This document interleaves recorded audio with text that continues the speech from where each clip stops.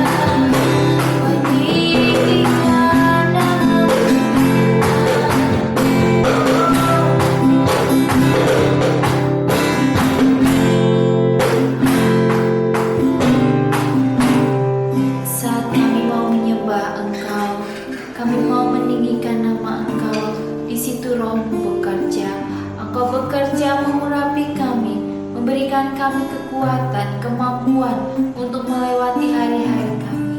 Ketika kami mau menggunakan mulut kami untuk memuji Tuhan, hadiratnya boleh turun menjamah setiap kami. Dan hari ini kami mau mendengarkan sabda firman-Mu.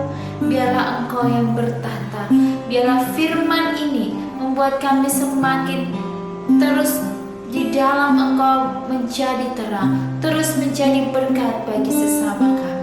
Dan kami mau membawa firman-Mu ini dalam kehidupan kami sehari-hari, supaya hidup kami ini boleh diberikan kekuatan, kemampuan dalam melewati hari-hari kami. Kami mau berjalan bersama Engkau. Untuk itu Tuhan, kami mau bawa firman-Mu yang selalu menemani kami, memberikan kami kekuatan, sehingga kami boleh melihat hari-hari yang baik yang Engkau sediakan bagi hidup kami. Kami bersyukur Tuhan dan berterima kasih. Berfirmanlah hari ini dalam nama Tuhan Yesus. Haleluya. Amin. Shalom saudaraku yang kekasih, apa kabar? Kita boleh bertemu kembali.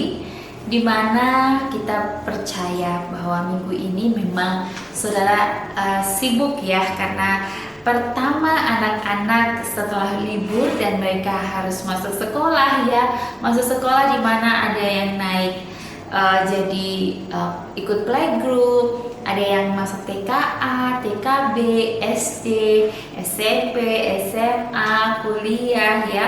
Gimana ibu-ibu, bapak-bapak hektiknya ya ketika udah liburan panjang dan kembali lagi ke aktivitas ya, kesibukan ya. Dan hari ini sebenarnya saya tuh ngerasa kayak capek banget gitu ya, karena sudah ya memang karena udah terbiasa bangun pagi juga gitu ya, cuman memang jadi pikirannya tuh kebagi ya gitu ya. Jadi wah, saya harus bangun pagi, saya harus menyiapkan makanan ya, kalau sebelum menyiapkan saya harus berdoa dulu, saya harus me time ya, jadi kayak keburu-buru, jadi kayaknya waktu itu kurang gitu ya.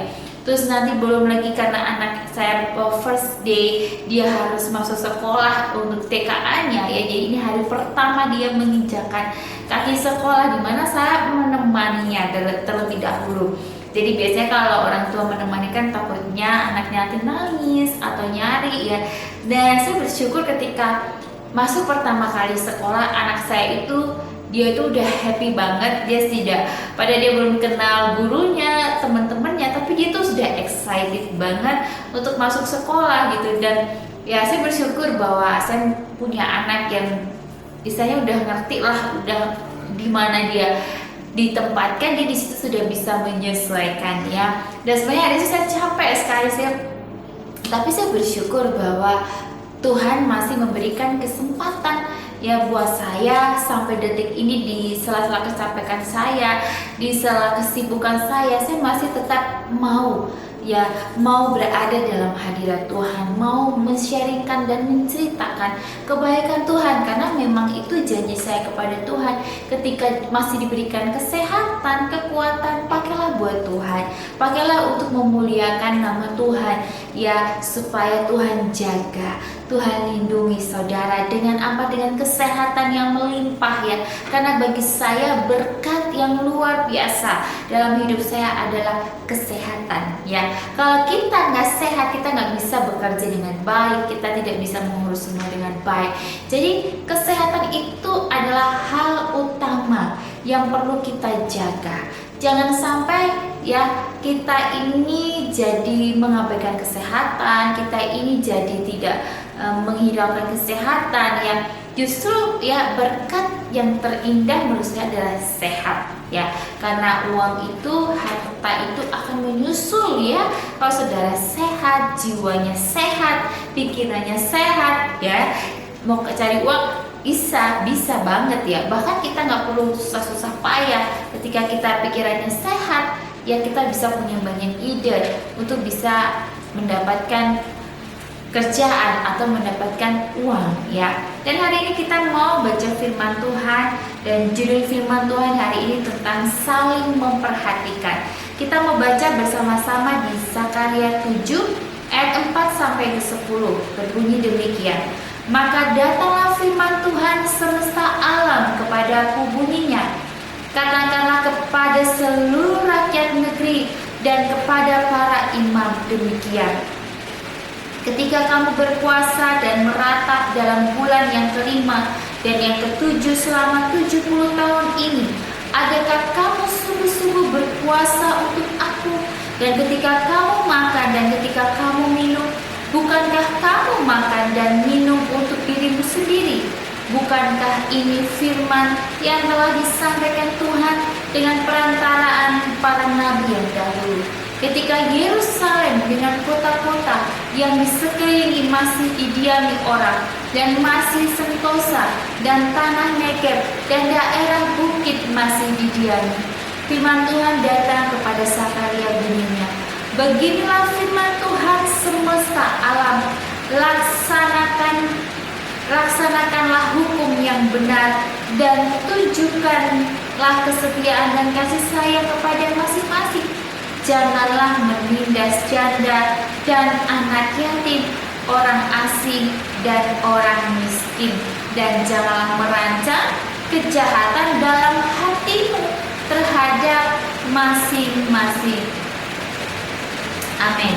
Ya, di sini firman Tuhan di Zakaria 7 ayat 9 yang tunjukkanlah kasih kesetiaan dan kasih sayang kepada masing-masing. Ya, di sini ya saya belajar firman Tuhan ini bahwa ketika awal, kenapa sih harus belajar dari awal sampai pada akhirnya, supaya saudara tahu, saudara mengerti ya jalan dari firman Tuhan. Ya, Tuhan mengatakan bahwa ketika saudara berpuasa, ya berpuasa itu harus dengan sungguh-sungguh.